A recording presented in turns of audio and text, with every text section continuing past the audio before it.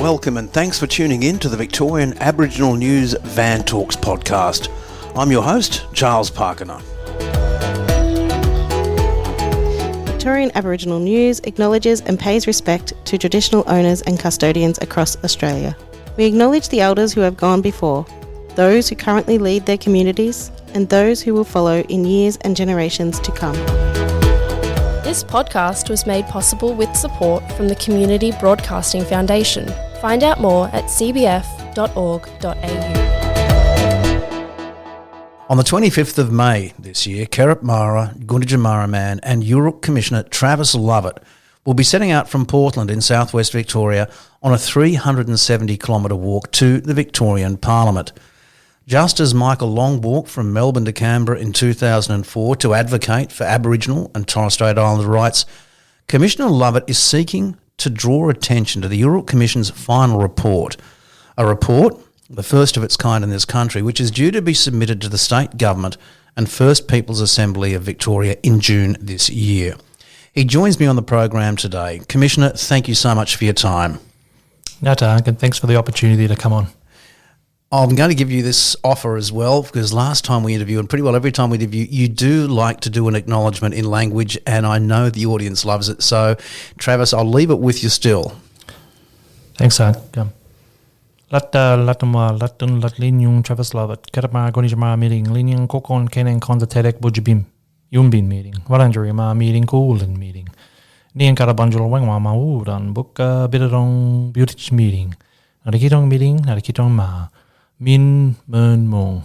I just acknowledge country, pay my respects to the elders, my elders as a proud Kerripmara Gunditjmara man, but also recognise that we are here today in Naarm on the lands of the Wurundjeri people, and I pay my respects to their elders past, present, recognise Bunjil, the spirit creator, but also Wa, the crow, which is laws and customs, and that's a really integral part of our culture and our society is recognise LORE and the importance of being able to walk on and respect other people's country and creating a light footprint on their lands. But we talk strong, and I think that's something also that I weave into my acknowledgements as well. We tread lightly on country, but we walk really strong and we talk strong for the point of advocating for our people's lived experiences.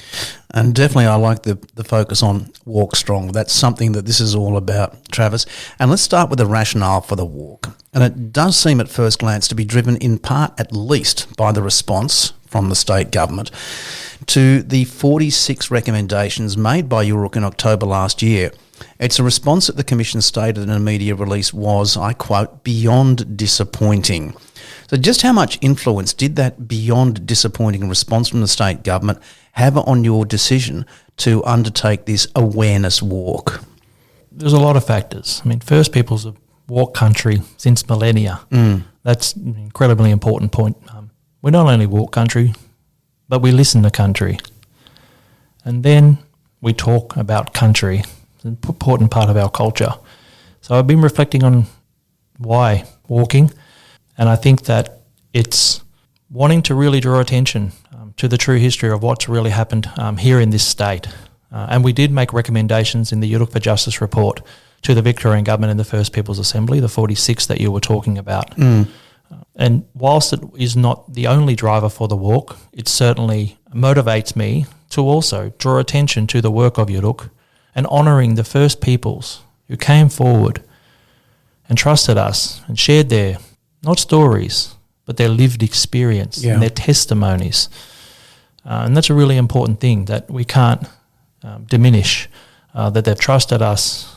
And we want to be able to elevate their lived experience and the ongoing injustices and raise awareness to all of society about what's really happened and what's really happening here in the state of Victoria now. A lot of people think the injustices are only historical, and whilst many of them are, they're still contemporary injustices. So we want to make sure, and we stand by our recommendations, they're evidence-based, and organisations, not just our people came forward, but organisations came forward and provided testimonies and evidence to the Yoorrook Justice Commission, and we form the recommendations based on facts and evidence. So we're still stand by those recommendations, and we'll still encourage the Victorian government to get on and implement the recommendations that the Yoorrook Justice Commission's made. You made mention of other driving factors or influences to the walk. What are some of those other factors? In reflections of the voice, I've really reflected quite hard on the failed voice referendum. I wasn't going to go there, but I am. No, please do. And a lot of misinformation was incredibly overwhelming. And, we're sitting down and as we're going across the state, as we have in this commission, we've travelled far and wide, all of us commissioners and our staff, to sit down and understand people's lived experience. And some of the things that people have expressed, about their further entrenched racism and how they felt, particularly even more post the failed voice referendum, and really the need for truth-telling. So not only are people reflecting, but also listening to non-Aboriginal people as well, and them not understanding around the true story around what's really happened. History is always told by the oppressor. So reflecting on that as well, knowing the work of this commission, the 4 years of work that's been undertaken to work with people to understand the true history of this state, and the recommendations that we've provided and that we'll continue to provide in our next reports that are due by June 30. But truth-telling is the way forward, and that's what we've heard loud and clear. And that's not just in Victoria, but that's across Australia. If we knew or understood more.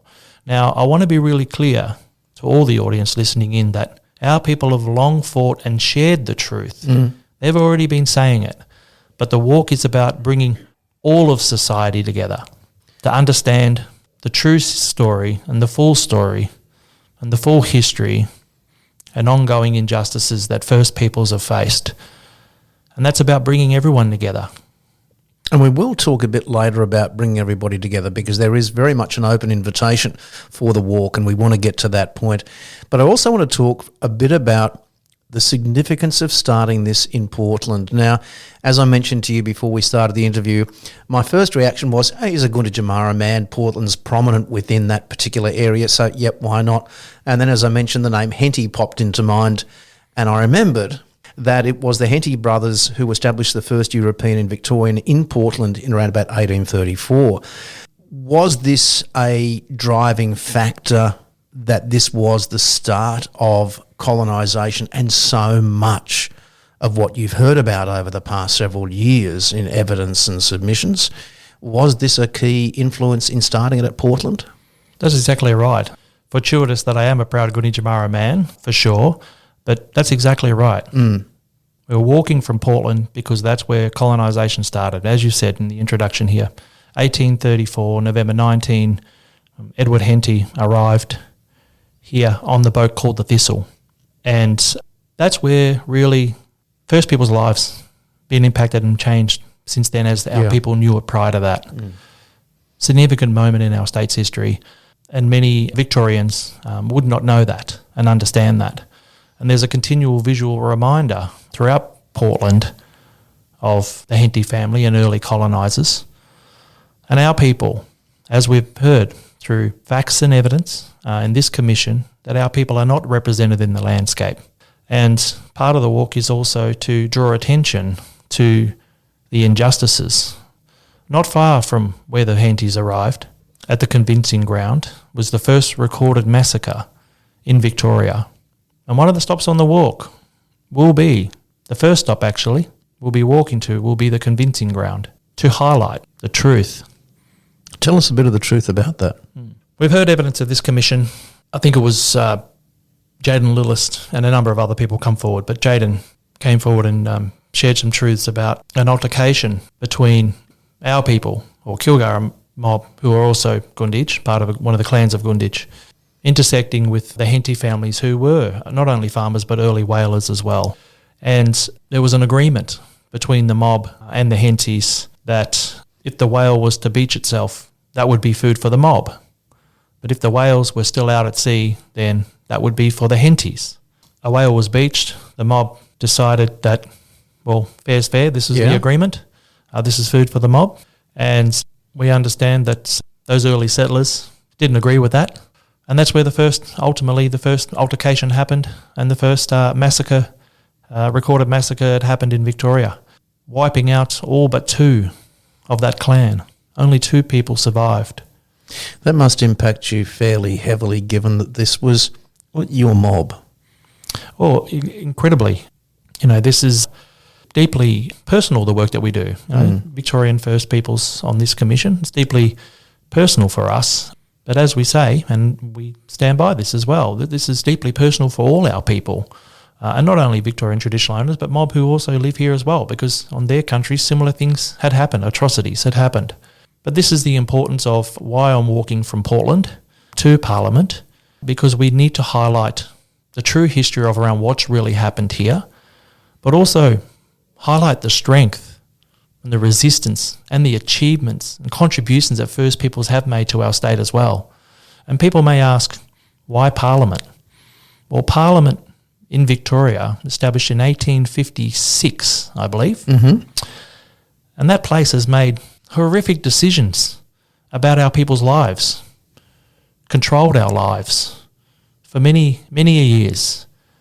But it's also the place where transformation can happen and change can happen. So that's why I feel that it's fitting to finish the walk in Parliament, to walk through all these communities, to talk to these communities and for them to talk about the truths of their areas and highlight those. Well, let's talk about walking through specific areas, because there are, apart from Portland, there are 4 specific stops apart from Parliament House as well, and they are Warrnambool, still on Gunditjmara country, Colac, Geelong and Footscray. Is there particular significance to those 4 stops? Are there things that you want to be speaking about in particular there, or meeting up with specific people? We are working with traditional owners right across those countries that you mentioned, and we're deep into the planning stages around what they want to showcase as well. So this is just as much them as it is you. That's exactly right. Great. This is their lived experiences, their stories for their lands and their waters around what's really happened. And I think that that's something, again, this is about highlighting the strength, the resistance and contributions. And this is about local voices talking about what happened, because for me, the walk is also about leaving a lasting impression for people to continue to come together to talk about the history, but also talk about how they move forward and we move forward as a society together. So again, leaving lasting legacies of relationships, connectivity. And again, it will be tough conversations, but there's also opportunities around, again, healing within communities as well, and also talk about what they want to see in the future and how they work together in the future as well. So I want to be able to do what we do. We walk on other people's country, but first we listen. And this is what this is about. It's about we listen and then we talk. And that's what the Walk for Truth is about. We're walking across country, but we're listening to local people talk about their lived experiences, all based by facts and evidence, not anecdotal, facts and evidence around the true history around what's happened, but also the innovation and achievements. We will be passing through World Heritage List on Gunditjmara country. We'll go through Budjabim and highlight these significant areas as well, which is really important. We're hoping to stop at Tadak as well, around the amazing work that they're doing there with the aquaculture system, but also the cafe, the economic prosperity that First Peoples are generating into the regional economy. And that's a really important as well. Our people have always contributed to the state's economy, and another intention but unintended consequence of the walk is investing in regional communities, but also the prosperity in those as well. And that's really important, highlighting business and opportunities for our people as well. But again, elevating local voices, leaving the opportunity for them to continue on the truth-telling journey. How long has this been in the planning? Because you said that you were working with the traditional owners in the specific areas, and just thinking about it, if you're going from Portland through those areas up to Parliament House, it means that you're going to be going through Gunditjmara, Eastern Mar, Wadawurrung, Bunurong, of course, and then up to Wattajeti Woiwurrung. So all those TO groups have been involved in this? That's exactly right. How long has it been planned for? We've been working with the traditional owners at least about a month now, really. Right. And I really want to congratulate them and honour them for the positive spirit that they've come in wanting to be a part of this as well. Because, everyone's busy. Everyone's busy. The traditional owners are busy. They got a caring for country responsibilities, but also caring for kin and family and so forth as well. Treaty preparation as well, Exactly which is right. adding to the complexity of it all. Exactly right. There's a lot going on. But being really overwhelmed with the support and encouragement and the positivity and them sharing that when they talk to their elders and their board about getting involved in the Walk for Truth, it's like, they've been really strongly supportive and wanting to be a part of it as well. Talking about how they want to showcase country, but also share some of those truths that have been hidden and not talked about for so long. And that's what's a driving factor as well. So it seems to me that this is open very much to being joined by non-Aboriginal people as well, given that you are seeking to share the truth, dispel that misinformation that, as you quite rightly mentioned, we saw so much of during the 2023 campaign. How do people actually get involved in this? We will provide a link later on, but what are your expectations and how do people actually walk along with Commissioner Travis Lovett? It's about encouraging people to come forward. If you've ever sat back and thought, I need to do more, or I want to know more, or how do I get involved? Come and join us on the Walk for Truth. It's going to be historic, isn't it? There's no doubt about it. I think for me as well, it's about how do we elevate our people's voice. We say that we walk in the footprints of giants. Absolutely. And I think that it's an opportunity, and that's what I really want to stress, that word of opportunity, of bringing everyone together. Our people have been speaking the truth for 191 years this year with the arrival of the Henties in Portland. But we're not about blaming people, and this is an opportunity to bring people together to talk about the past, but connect, and we want to be able to heal. And that's a really important point as well. Our people want to be able to heal and move forward. And that's why we want to encourage people to come forward and walk with us, listen to our lived experience, and talk about how we can change the future of our state here in Victoria. Do you think this would be appropriate for classes of school kids? I mean, I'm trying to envisage what is actually going to look like. Do I see you sort of striding out the front, because you're a tall man with a hell of a gait out there? Are you leading hundreds of school kids and community supporters? What are you envisaging here? Yeah, we're encouraging everyone to be involved. We will be reaching out and writing to schools to invite them to also come along. I mean, this is about, for listening and learning. And I think encouraging all of society, including children at schools, to come forward and walk with us would be, it's a key part, really. And again, people do want to know more and learn more. And we've seen that post the 23 referendum. And I think that it's also an opportunity for people to come forward. And also, there's going to be ceremony, culture, dance, welcome to country. It's really important to understand why we do this. But we want all of society to be proud of our culture here in Victoria, as Auntie Jill Gallagher says. Absolutely. We want everyone to be proud of that. The oldest continuous living culture in the world is right here in Victoria as well. Something of which to be very proud. Very proud, very humbling. So, of course, school kids, high schools, but all of society to really come forward. And I think that that's what we want to do here. But also as well, we've written to politicians to invite them in all jurisdictions to also come forward and walk for truth as well. Much response at this stage, without naming names? Yes, there has been quite a positive uptake in politicians wanting to come forward as well. We're also reaching out to local councils as well, so state, federal and local council, local government, and there has been a positive response so far as well, because we also need them to listen and learn. That's really important as well. All society has the opportunity to come and walk with us to listen and learn. I think that that's what really it is there as well. And details of the walk, including dates, key legs and events, are published on the Yoorrook website, and that's yoorrookjusticecommission.org.au, along with information on how to register to join Commissioner Travis Lovett on this historic walk for truth.